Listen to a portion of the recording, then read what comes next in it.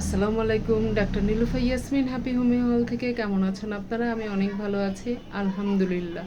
যেহেতু সামনে শীত আসতেছে, শীতের আগমনে খুব গুরুত্বপূর্ণ একটি মেডিসিনের কথা বলবো, যে ওষুধটা সবার ঘরে থাকা উচিত। কারণ এই শীতের মধ্যে অনেকেই ঠান্ডা বাতাস থেকে দেখা যায় যে হাঁচি, সর্দি, গলা ব্যথা, আবার রাতের বেলা সাথে সাথে জ্বর শুরু হয়ে যায় একটু বাতাস লাগলে। এই হঠাৎ আক্রমণে যে রোগ দেখা দেয়, অ্যাকোনাইট ন্যাপ খুব সুন্দরভাবে সমস্যাগুলোকে কন্ট্রোল করে দেয়।